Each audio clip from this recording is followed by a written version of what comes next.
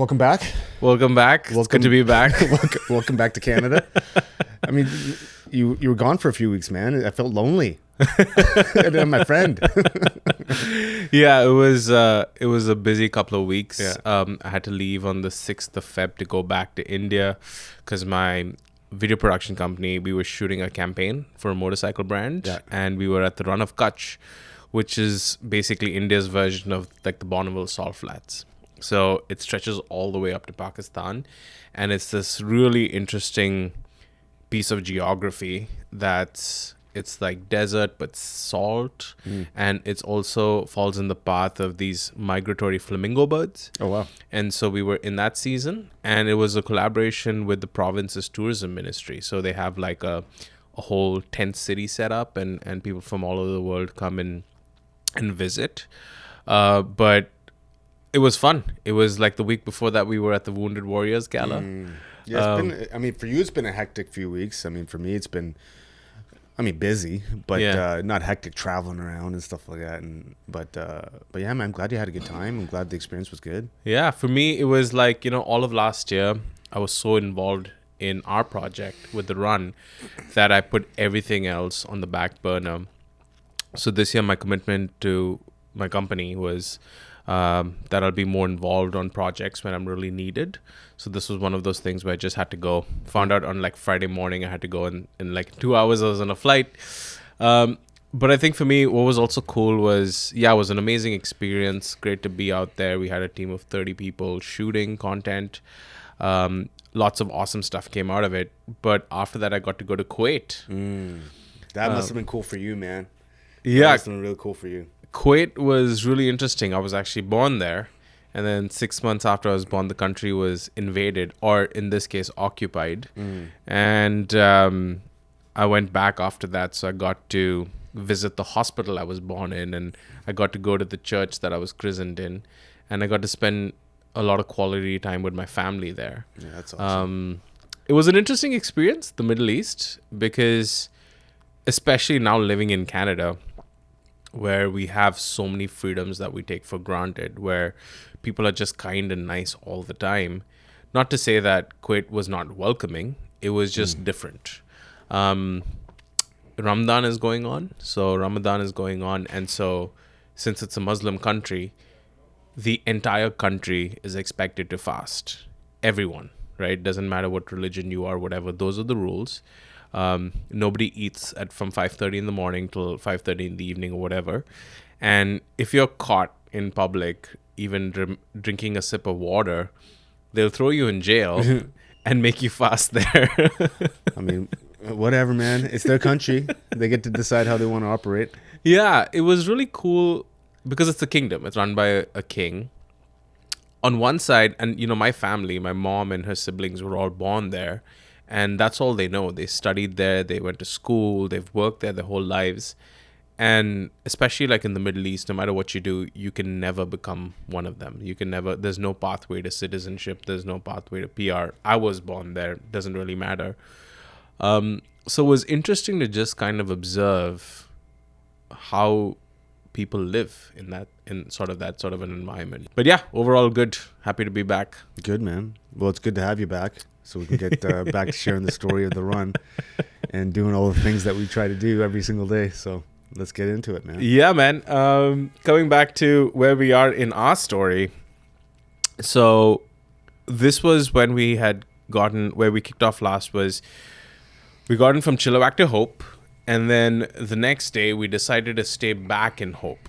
Why did we decide to stay back in Hope? There's a few reasons. The main reason, to be honest, was we ran in the RCMP. We had some issues in terms of being on the highway.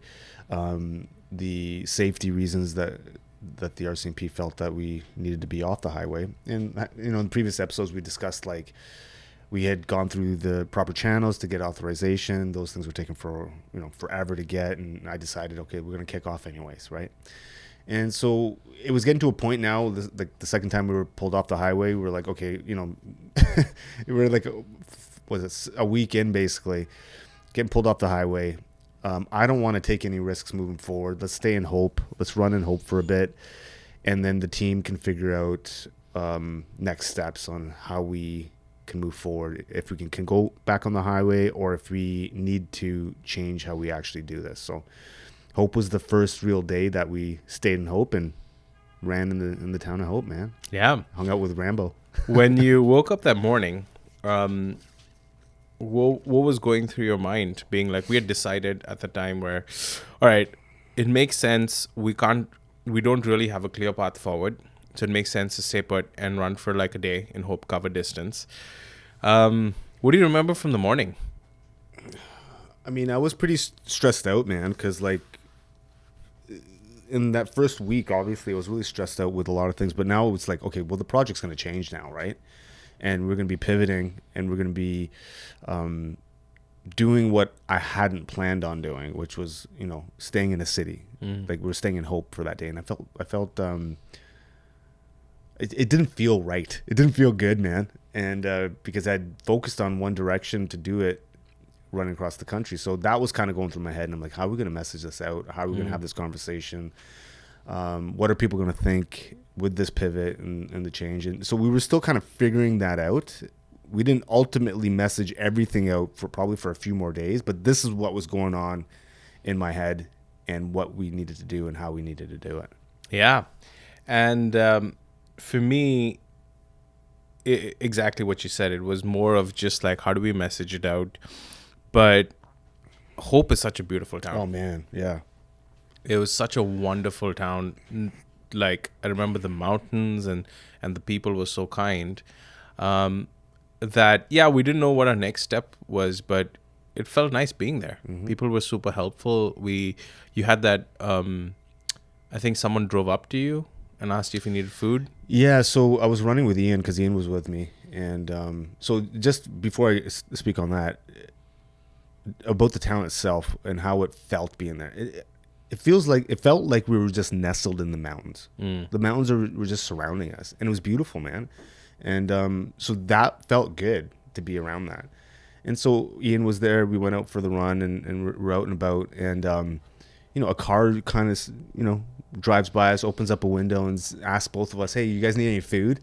And you know, I mean, little things like that were cool, man. Like at that moment, I think I said like, "Yeah, we don't need anything right now, but thanks." And we shared what we were doing, why we're doing it, and it seemed like she was already aware. And so that was, I mean, that might sound strange. Oh yeah, you didn't think people knew about it, but yeah, man, I didn't think people were paying attention. Yeah, like, you know, it was only the first week. I was so absorbed with just staying in the moment and figuring out how to do things. I wasn't really thinking about how far the message was getting. I don't like, and to be honest, I don't know if I truly even fully understand that now. But little things were happening along the way that was kind of like, hey man, this is like people are actually paying attention. People are paying attention. So we have a couple of clips. This one.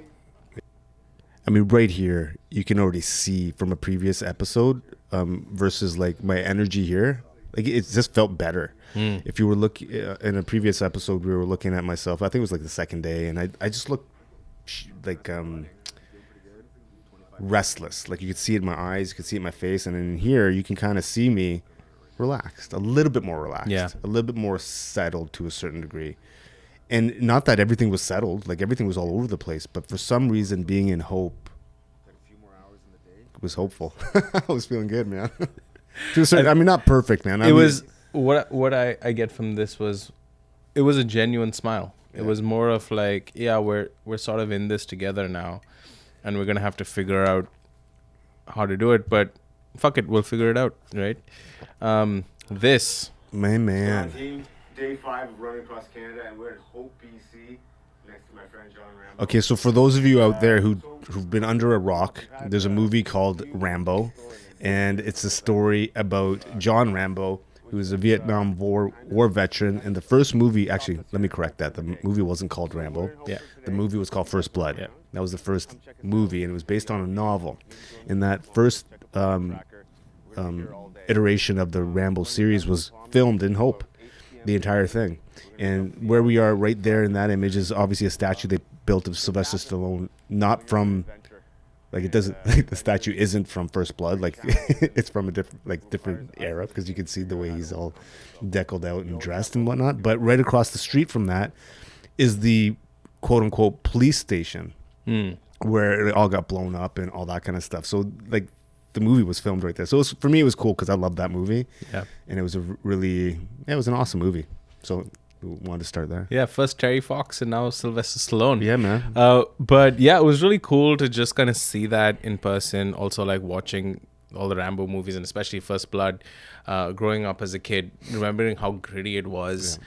And he set up like these traps to like stab these cops and stuff like that. It was amazing. Yeah. But just sort of being in that energy felt good. Yeah. It really felt good. And yeah, there was a weird energy shift. And that shift continued because we had this lovely person visit back again. Tell us about that. Yeah, that's Maya. And Maya, we met her originally in Abbotsford because she lives in Abbotsford. And the lady next to her is her mom. There's Jared being an awesome guy, giving his hoodie to Maya because she was freezing. And they came out because they wanted to join us. Or Maya wanted to join. Heard that we were out in Hope for a day. And so they made the trek out. I think her mom was out there for some work or something was going on. Yeah. And she's like, let me join you for a run. And now, why is that a cool thing, man? Because she hadn't ran. Like, it's been a long time since she's done any sort of physical activity of running. She was nervous and she wasn't sure, and it was a bit chilly out.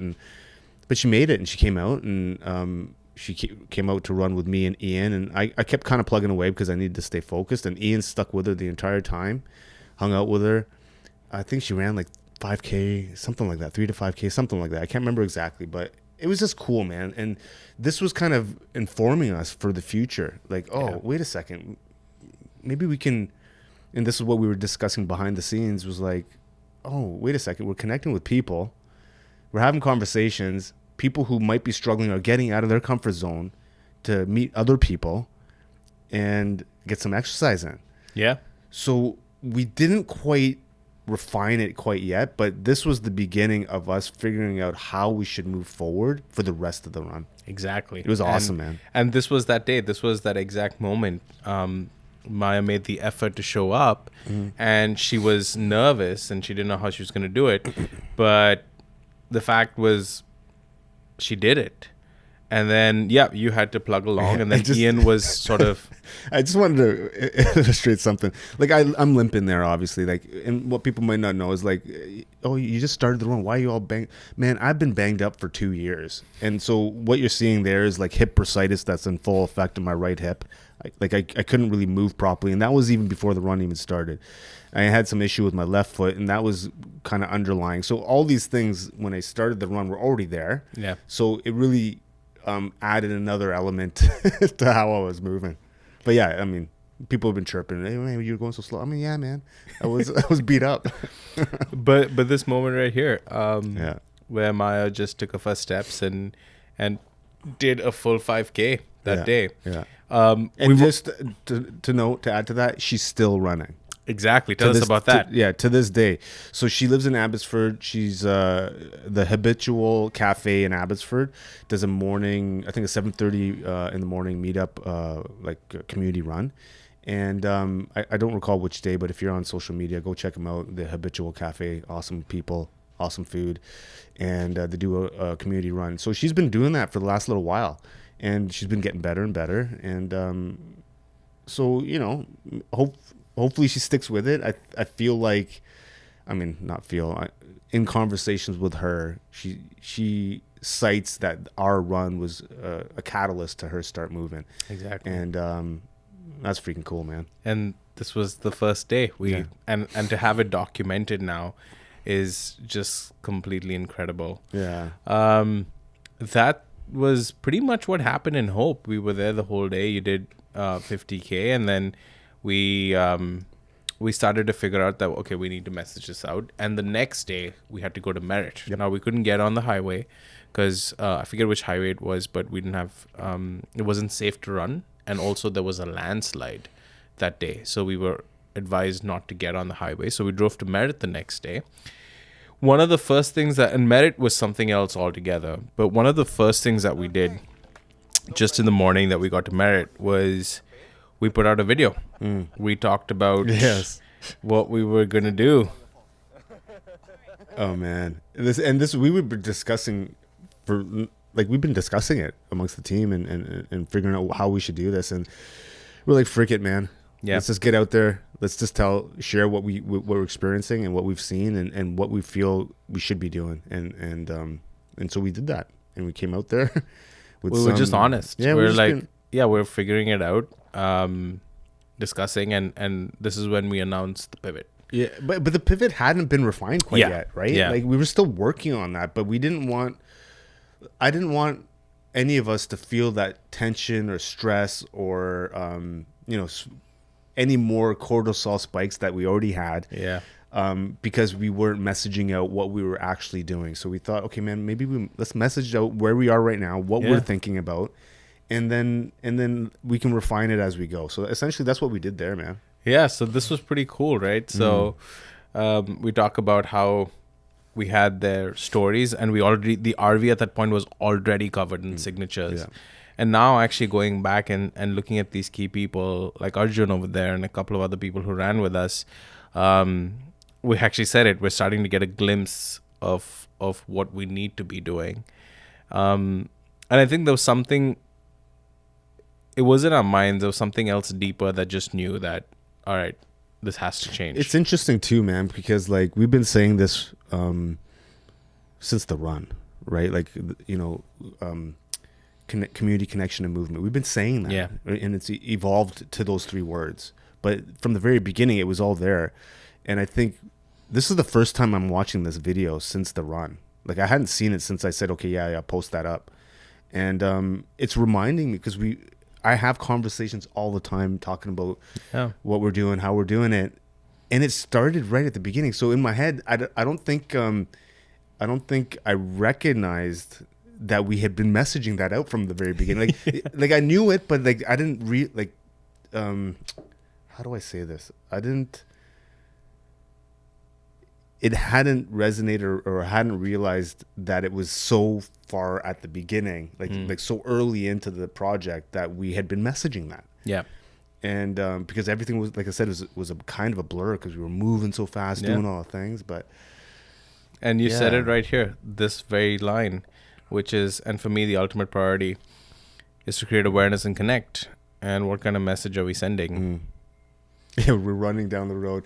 Like, yeah, I mean, I think in around that time, I said, like, yeah, how can we talk about mental health when we're running past people, not running to them? Exactly. So and I think when I said that, it kind of just resonated with all of us. Like, yeah, I mean, we should be running to them, not past them.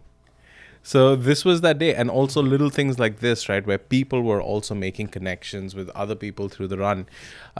Merritt was that first big step in that direction. Mm-hmm. And so we talked about how over the next couple of days, we're going to be essentially being stationed into towns and start running there. And then coming to what happened in Merritt itself, right? Merritt is like a you get to Merritt, if you guys haven't been to Merritt, it's like a cowboy town. Yeah. It's like, it looks like you've gone back to the 1800s, not because of the people, but like the way the vibe and the architecture looks like. Yeah. The buildings. And you can kind of see it here, right? Like a little bit. And it's a small town. It's not huge at all. And so, if you're running 50K or more, you cover that town over and over and over again. Exactly. And so, and we just got pretty fortunate because we ran into you were the talk of the town. Everybody was like, who's this weird brown guy just like running across? No, man. It's like, and listen, it's not just some weird brown guy, but look what I'm like. I stick out like a sore thumb, man. I'm wearing leggings. I'm wearing a freaking hat. I got the freaking headphones on. I got this microphone. Like, it's especially in a town like that. It's like, what's going on? And no negativity. It was all positive.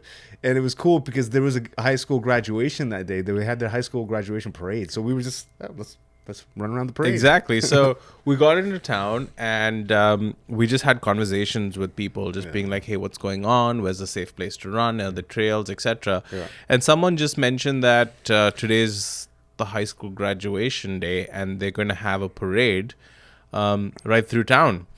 And so we decided to gate crash it. We figured out a spot where we could park the RV and get a ton of attention in a way that everybody had to see it.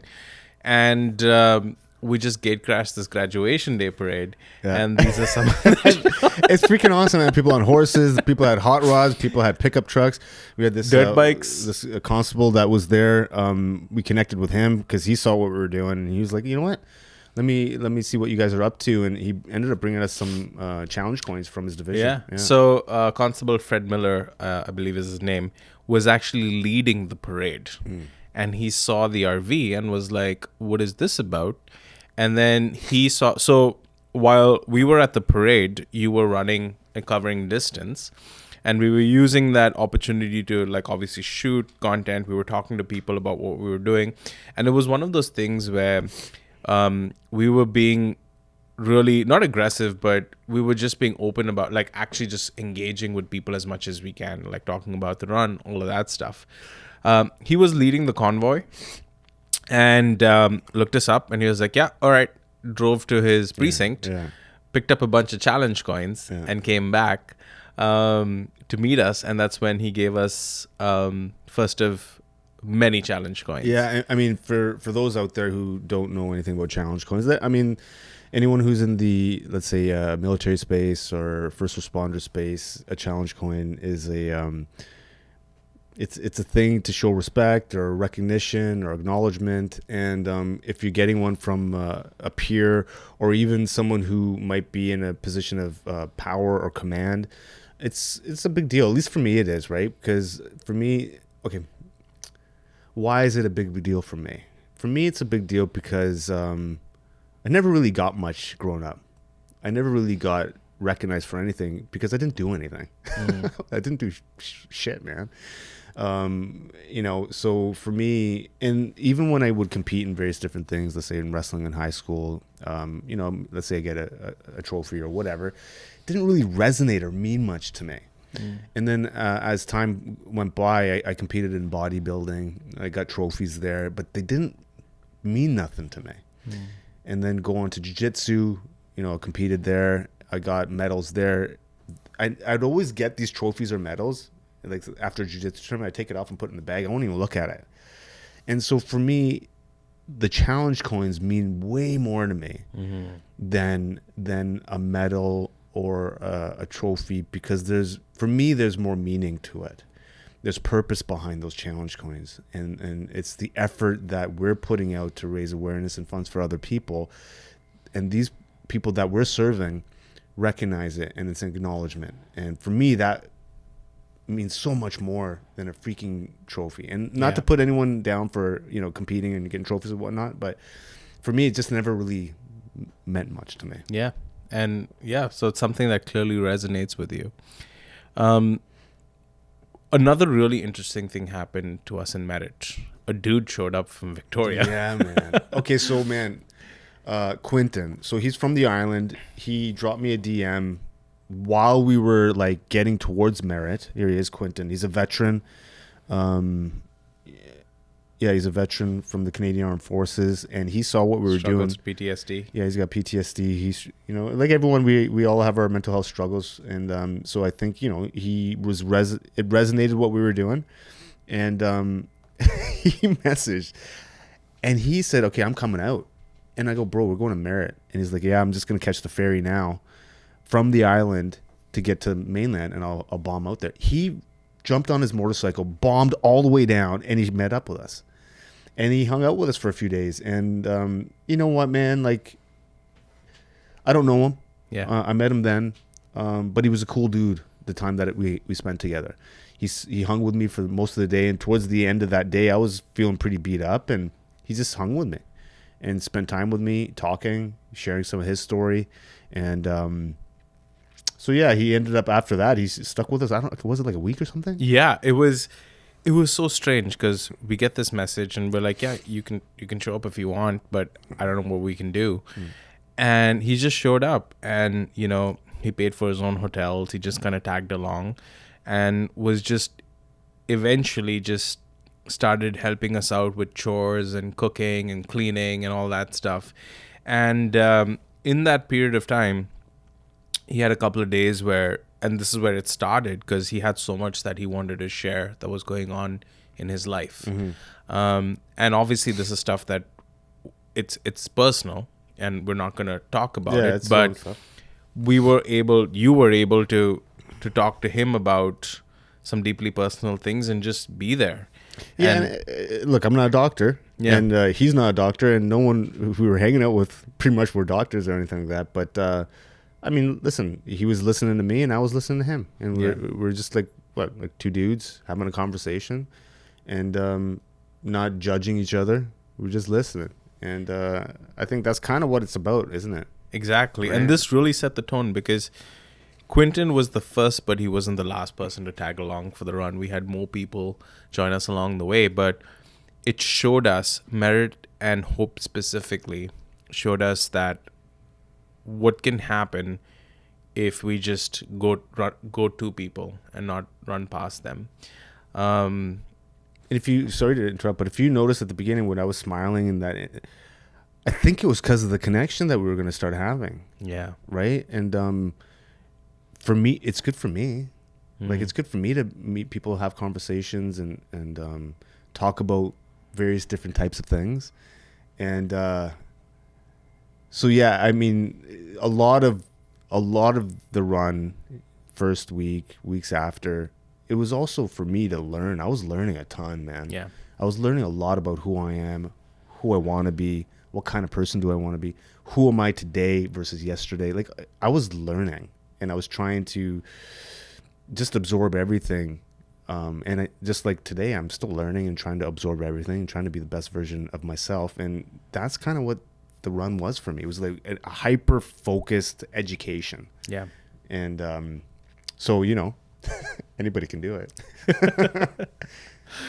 That brings us to an end of those 2 amazing days in Hope and Merritt. Takeaways Was essentially, this is where we realized what we should be doing and how we should pivot and how we should have this run engage with others. So that was really the main takeaway. And then from there, the other takeaway, I think, at least from watching these videos, it's a good reminder for me to, like, the connection piece was really pretty crucial. And I don't think I realized it at that time. I think I definitely realize it now, and that stuff was kind of like fuel for me. And I'm not saying like, oh, I want to have a bunch of people around me and have all these. It's not that. It was connection. So you don't need 1,000 people to connect. You need one person to connect. And if you're able to have that connection, for me, it really fuels me. It amps me up, man. If I have a connection with somebody, I will freaking do all kinds of stuff.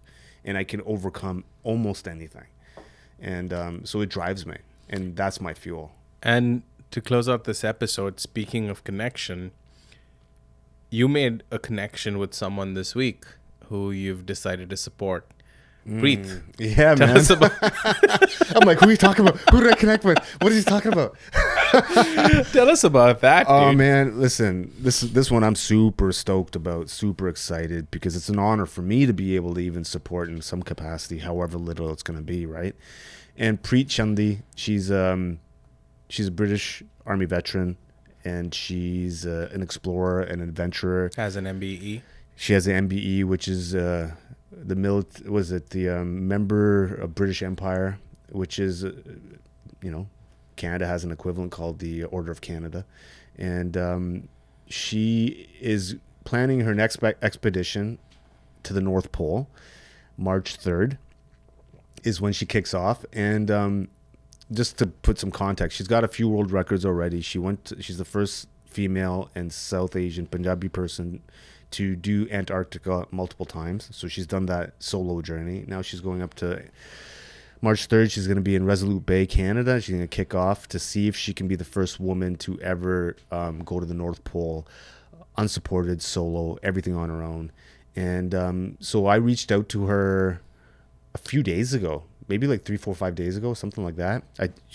it was on the 22nd, 23rd. She was coming to Toronto. She was going to be in Toronto. She's looking for help and support because an adventure like this costs money and significant amounts. And I want to illustrate why that's why.